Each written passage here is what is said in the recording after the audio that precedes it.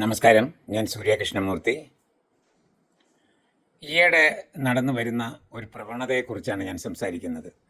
വളരെ അപകടകരമായ ഒരു കാര്യമാണ് ഇത് എന്നുള്ളത് കൊണ്ടാണ് ഞാൻ ഈ പോസ്റ്റ് ചെയ്യുന്നത്.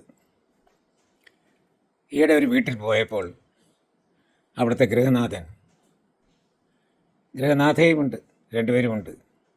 അവർ വളരെ അഭിമാനത്തോടെ പറഞ്ഞത് അവരുടെ 7ാം ക്ലാസ്സിലോ 8ാം ക്ലാസ്സിലോ പഠിക്കുന്ന മകൻ അനായാസം വാഹനം ഓടിക്കുന്നു എന്നുള്ളതാണ്, കാറ്.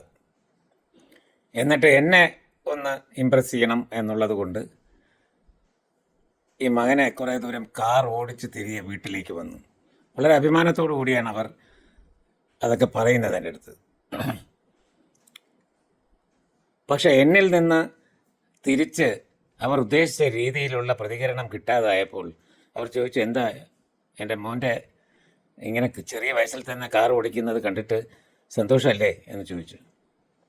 ഞാൻ ഒരു കാര്യമേ പറഞ്ഞുള്ളൂ, നിങ്ങൾ ഈ 7ാം ക്ലാസ്സിൽ പഠിക്കുന്ന കുട്ടിയുടെ കയ്യിലേക്ക് കാറിൻ്റെ കീ വച്ച് നീട്ടുമ്പോൾ അത് അപകടത്തിലേക്കാകും, ചിലപ്പോൾ മരണത്തിലേക്കാകും എന്ന് ഓർക്കണം എന്ന് പറഞ്ഞു.